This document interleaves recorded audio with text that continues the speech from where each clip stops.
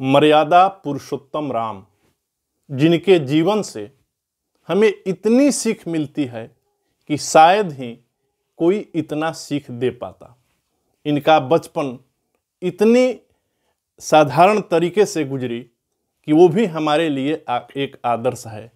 कहा गया है कि झुनुक चलत रामचंद्र बाजत पैजनिया, अर्थात बचपन का आदर्श भी ये जीवन से जुड़ा हुआ है और हमें भी ये सीख मिलती है कि अपने बच्चों को वर्तमान परिवेश में, चाहे वह एसी का ज़माना हो, फ्रिज का ज़माना हो या रहने वाले अपार्टमेंट के लोग हों, उन्हें अपने बच्चों को प्रकृति के साथ भी जोड़ना चाहिए। अगर ऐसा हम करेंगे तो बच्चे का मानसिक विकास, शारीरिक विकास, हर एक पहलू का विकास बड़े ही ढंग से होगा और एक आदर्श बेटा के रूप में जब हम उन्हें देखते हैं तो बड़ी अजीब बात है।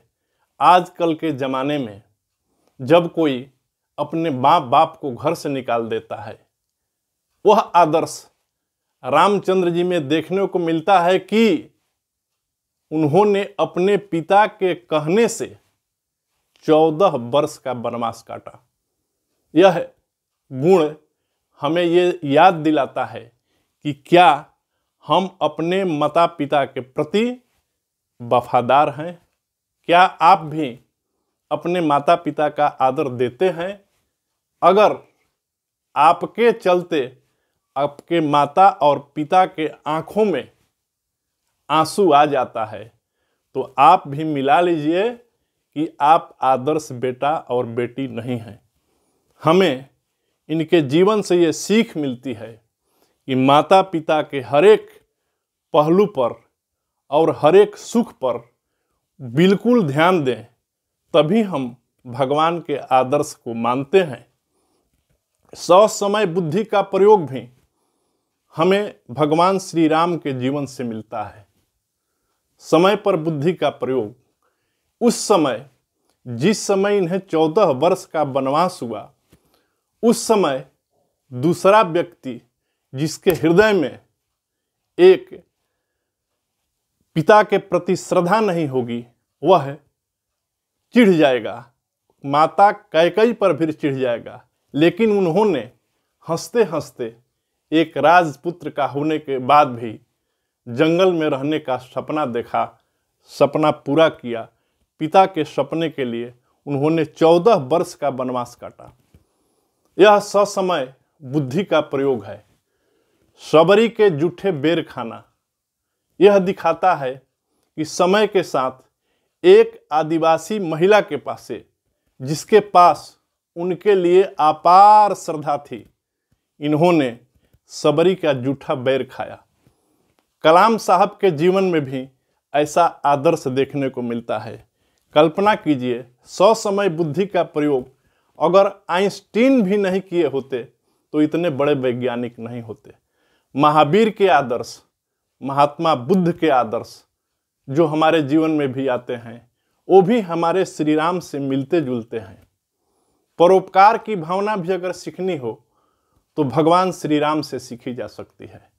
उन लोगों को, उन व्यक्तियों को, उन बानरों को, उन भालुओं को जो जंगल में घूमते फिरते रहने वाले थे, उनके द्वारा किए गए उपकार को भी इन्होंने बड़ी बखूबी समझा, उन्हें प्यार दिया और आदर दिया। एक घटना के अनुसार जब जथी बन रहा था, आपको समुद्र में बांध बन रहा था, उस समय एक गिलहरी छोटे छोटे टुकड़े को लाकर और बांध बांधने में लगी हुई थी और उन्होंने श्रद्धा से उनके पीठ पर हाथ फेरा कि वाह क्या बात है, एक गिलहरी भी हमारी मदद कर रही है। धर्म परायणता की बात जब आती है तब भी हम देखते हैं कि भगवान श्री राम के आदर्शों को हमें जीवन में ढालना चाहिए। धर्म के विरुद्ध, हमें जो धर्म के विरुद्ध काम करेंगे तो वह भगवान श्री राम की परिभाषा नहीं होगी। हमें अपने जीवन में आदर्श लाना है तो हमें धर्म परायण बनना होगा। कभी कभी इंसान फंस जाता है, उसके साथ 2 4 5 रास्ते दिखाई देते हैं और समझ में नहीं आता है कि हम किस रास्ते को पकड़ें।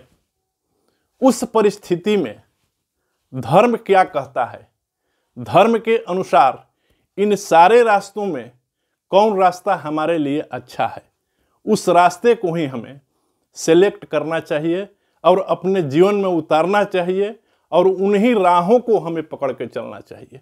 रिस्पेक्ट करने की जहाँ तक बात आती है, सारे लोगों का रिस्पेक्ट करना चाहिए।